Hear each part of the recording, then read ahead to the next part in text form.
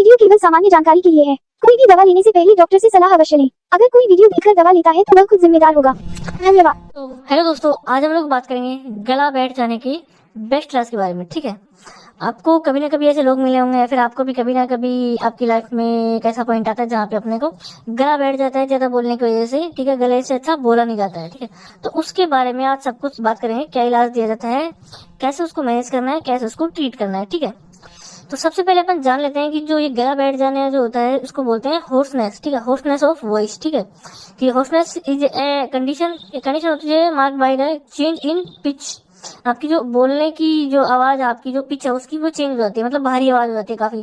Quality of the voice विच में sound week, ठीक है, स्क्रैची और हस्की। ठीक है, एक स्क्रैची साउंड आने लगता है, भारी भारी साउंड आने लगता है कि अपने मतलब कि अच्छे से बोला नहीं जाता, जैसे नॉर्मल आवाज आती है ना वो नॉर्मल आवाज नहीं आ पाती है, तो उसको बोलते हैं होर्सनेस ऑफ वॉइस। ठीक है, गला बैठ जाना, या फिर लोकल लैंग्वेज में काफी इसके नेम होते हैं। ठीक है, तो उसके बाद में आता है कि जो मैं आपको एक इसकी जो स्ट्रक्चर है कि मेनली जो होता है वो लेरिंजाइटिस की वजह से होता है। लेरिंग्स जो यहाँ पे होते हैं, ठीक है, जो अपना जो बोलने का जो सिस्टम होता है कि जो ये जो देखिए नॉर्मल लेरिंग्स को आप देख सकते हैं और यहाँ पे इन्फ्लेम लेरिंग्स को आप देख सकते हैं। तो जैसे यहाँ पे इन्फ्लामेशन हो जाती है ना, तो अपने को होर्सनेस ऑफ वॉइस का सामना करना पड़ता है, इसके लिए काफी ट्रीटमेंट लेना पड़ता है। ठीक है, तो अपन बात करते हैं सबसे पहले सिम्टम्स की, क्या क्या लक्षण आपको देखने को बोलेंगे। रेस्पी एंड ब्रेथी वॉइस। ठीक है, कि आपकी थोड़ी मतलब कि स्क्रैच टाइप की वॉइस, भारी भारी आवाज आ जाएगी, जिससे आपका प्रॉब्लम होगी डिफिकल्ट स्पीकिंग और प्रोड्यूसिंग साउंड। ठीक है, आपको बोलने में बहुत ज्यादा दिक्कत होती है, कई बार अगर स्वेलिंग ज्यादा है तो दर्द भी होने लगता है, कुछ खाते पीते हैं तब दर्द होता है। ठीक है, शॉर्ट थ्रोट और pump like lump like sensation in the throat. ठीक है, थ्रोट में अपने को ऐसा लगता है जैसे कोई लंप वंप बन गया हो, बहुत भारी भारी लगता है। ठीक है, अपने को दर्द होता है, इचिंग होती है वहाँ पे। थ्रोट ड्राइनेस एंड इरिटेशन, मैंने बताया ड्राइनेस, सूखा सूखा गला लगता है। इरिटेशन मतलब कि बहुत ज्यादा इरिटेट करता है। Reduce vocal range. ठीक है, अपने को बोलने की जो ताकत होती है, मतलब कि अपन रेंज जो होती है वो बिल्कुल कम हो जाती है, अपन बहुत धीरे बोल पाते हैं, या फिर जब भी बोलते हैं ना तो अपने को गले में बहुत ज्यादा पेन का सामना करना पड़ता है। तो ये सारे जो सिम्टम्स है ना वो अपने को देखने को मिलते हैं। उसके बाद में है कॉजेस, कि जो ये गला बैठ जाने वाला सिस्टम होता है या होर्सनेस ऑफ वॉइस, ये होता क्यों है, क्या हो जाता है ऐसा। तो पहला है वोकल स्ट्रेन।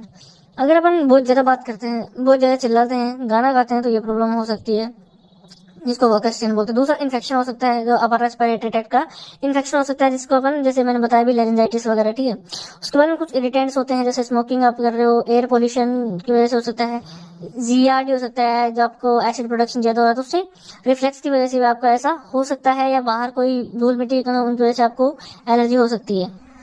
तो यहाँ पे नीचे एलर्जीज लिखा हुआ है, causing inflammation in the throat. कुछ ऐसे कड़े या फिर जैसे परागकण जो होते हैं पेड़ों के, उनकी वजह से भी आपको ये प्रॉब्लम हो सकती है। मेडिकल कंडीशन में थायराइड इश्यू, ठीक है, वोकल कॉर्ड नोड्यूल्स और पॉलिप्स। ठीक है, तो यहाँ पे अगर आपको थायराइड की अगर प्रॉब्लम है तो आपको गले में सूजन वगैरह आ जाती है, तो उस वजह से भी यहाँ बोलने में दिक्कत हो सकती है।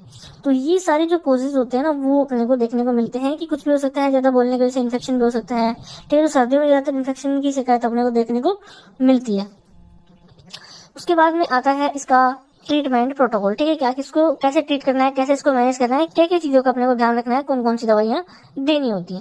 तो सबसे पहले आती है टैबलेट जीरोडोल एसपी। ठीक है, जीरोडोल एसपी का यूज यहाँ पे क्यों किया जाए, जो दर्द हो रहा है ये क्योंकि एक एंटी इन्फ्लेमेटरी कैटेगरी की ड्रग है, तो इन्फ्लेमेशन को रोकना जरूरी है, दर्द को रोकना जरूरी है। उसके लिए इस टैबलेट को पेशेंट को दिन में 2 बार या फिर ज्यादा दर्द दिन में 3 बार तक खाना खाने के बाद में दिया जाता है। तो सबसे पहले टैबलेट हो गई जीरोडोल एसपी, जिसको यूज किया जाता है। उसके बाद में सेकंड नंबर पे है टैबलेट मोन्टास एफएक्स। ठीक है, अगर एलर्जी वगैरह की वजह से अगर किसी को होर्सनेस ऑफ वॉइस हो रहा है तो उस केस में अपने को जो एंटीस्टमिक ड्रग होती है उनका यूज करना पड़ता है, जिसमें मोन्टास एफएक्स को सर्दी में बहुत ज्यादा यूज किया जाता है, जिसका रिजल्ट भी अपने को देखने को मिलता है।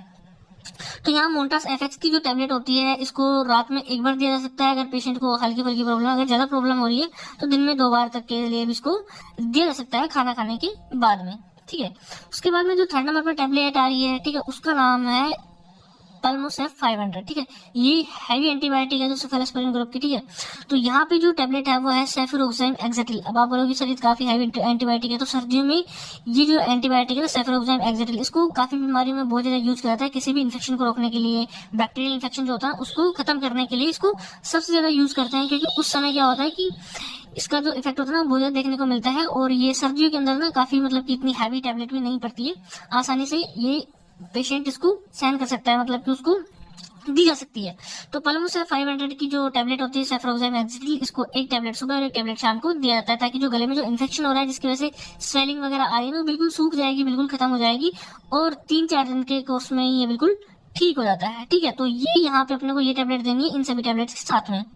उसके बाद में 4th नंबर पे आती है टैबलेट ओमनाकोटी 10। ठीक है, अब यहाँ पे स्वेलिंग वगैरह ज्यादा है, अगर आपको पेन बहुत ज्यादा हो रही है तो आप शॉर्ट कोर्स स्टेरॉइड दे सकते हैं। तो यहाँ पे अपन ओमनाकोटिल जो प्रेडनिसोलोन 10 mg जो है उस स्टेरॉइड का यूज कर सकते हैं। तो इसको अपन एक बार सुबह और एक बार शाम को बाकी सब टैबलेट्स के साथ में दे सकते हैं, ताकि रिकवरी फास्ट रिकवरी हो सके। ठीक है, उसको पेन ना हो और जो इन्फ्लामेशन वगैरह हो रहा है, रेडनेस वगैरह हो रही है, इरिटेशन वगैरह हो रही है, वो जल्दी से जल्दी खत्म हो सके। तो यहाँ पे कई केसेस में क्या होता है, स्टेरॉइड को भी यूज किया जाता है।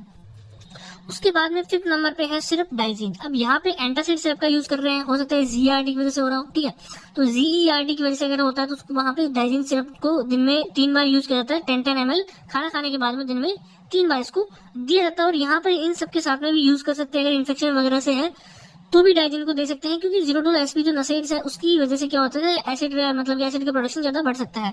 तो उस केस में डाइजीन को लिया जाता है, ताकि जो ये एंटासिड है तो उसको एसिड को भी न्यूट्रलाइज कर सके। तो इस सिरप को दिन में 3 बार दिया जाता है, बाकी इन सब के साथ में, ताकि जो एसिड प्रोडक्शन जो होता है उसकी वजह से जो इसके मतलब की सीवियरिटी ना हो, कि होर्सनेस ऑफ वॉइस है वो एसिड की वजह से ज्यादा ना बढ़े, तो इसलिए ये सिरप डाइजीन होती है वो दी जाती है।